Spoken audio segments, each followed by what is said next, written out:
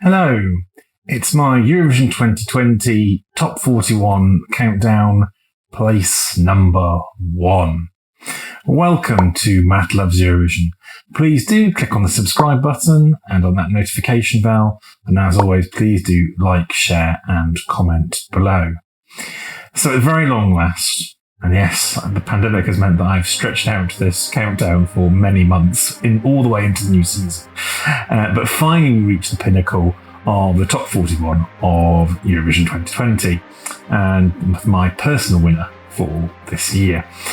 The gold medal slot goes to a country that has not yet graced either the higher echelons of my previous years of entries of when I've done tops of the entries, nor has it actually reached the top of the scoreboard in the actual Eurovision as well.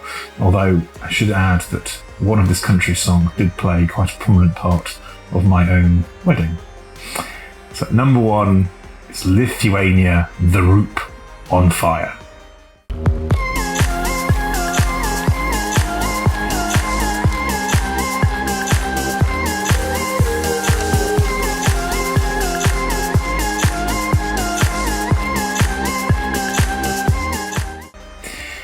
This has been my favourite song for Eurovision 2020 from very early on. I first heard it around the time of the Lithuanian semi-finals, the national final semi-finals, and I recall at that point being very hopeful that it would go on and win and represent Lithuania, win its grand final. And I do remember being a bit concerned because there was another song that was quite popular in the fandom and everyone was getting excited about, but in the end I needn't have worried because it won the jury vote and won the televote as well in the Lithuanian national final, and I think it actually got the biggest ever televote a song has got in the national final before, and it got over 3 times as many phone votes as the next most popular song, so it was a landslide victory for the Roop. On Fire has gone on to be a big hit in Lithuania, and it's firmly established itself as my favourite, and not surprisingly it's a brilliant track.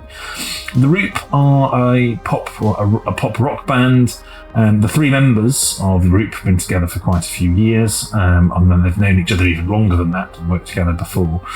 And they have entered a song for Eurovision before. They were in the Lithuanian national final in 2018 and came very respectable 3rd that year. But it's with On Fire though that they've come up with what would have been Eurovision Gold. So while they are a sort of pop rock band, On Fire itself is actually much more a sort of deep house and synth pop number, and is ludicrously catchy and enjoyable. I do defy people not to enjoy the performance, and particularly that instrumental chorus. It has a very distinctive dance routine, which I'm not going to try and repeat here, but I'm sure that would have been taken up by fans, in every pre-contest event and at the contest itself. The performance at the Lithuanian national final was, as we often describe, was Eurovision ready. In fact, almost Swedish-like in how polished it was and slick, and also very, very fun. Some may dismiss On Fire as a bit of fun but meaningless sort of camp enjoyment, but I think it's actually far deeper and more accomplished than that. The song was actually composed by the 3 members of the Roop, and the lyrics were by the lead singer Vaidotas, and I think that really does come across. I think it's an authentic product that means something to the band performing it, because it is their own creation as opposed to singing a song that has been given to them, or that has come from a particular songwriting camp, and that they're just singing, they happen to be the people singing it. It has a really good message to tell. As On Fire, it's about being who we want, when we want, irrespective of age. And I think Vaidotas said, it's in the music industry, that if you it often revolves around youth, and if you're in your 20s and below, it's fine, but as soon as you hit your 30s, then you're treated as though you're sort of past it and irrelevant. And I'm sure some of us Eurofans can also feel a bit like that, particularly on social media or at some of the events. And I also have to add, it was very refreshing to see a bigger size guy, someone like myself, as one of the backing dancers. It shows us bears can dance. Now, I think while Bulgaria was the betting favourite, at least at the time of the of Eurovision's cancellation, Iceland was obviously a huge viral hit, and I think you could never have ruled out Russia, with Little Big being such big stars in sort of Eastern Europe. I still think actually Lithuania was potentially the one to beat. I think if this had been appreciated by the juries, this would have also got a huge televote score, both through the power of the Lithuanian diaspora, which can be incredibly potent when it's kind of marshalled and supportive a song. But I think this has also got points from all across Europe, from both east and west and south, picking up scores from all sorts of countries, whereas I think countries like Iceland and Russia might not have perhaps got that breadth of televote score, but I think Lithuania would have got. And the group have also had some international exposure in the past as well, so they're not unknown to kind of international audiences. And as I sort of mentioned before, this was clearly Eurovision ready. The choreography, the lighting, staging ideas, all were looking in very sort of sharp shape.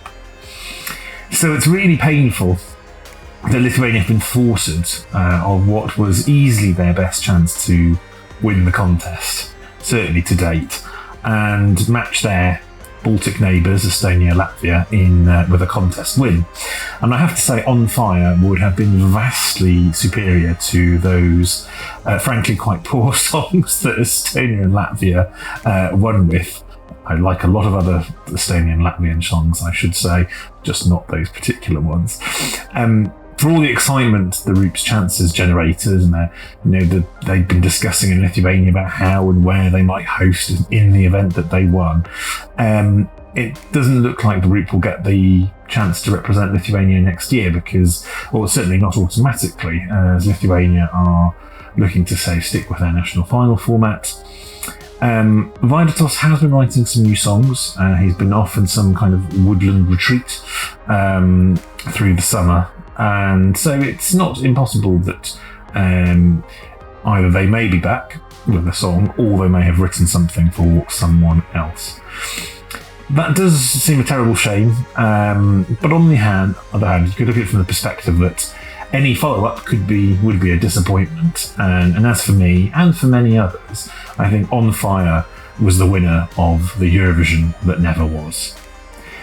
So that brings us finally to the end of my Eurovision 2020 Top 41 countdown, and ultimately brings the curtain down on the 2020 season.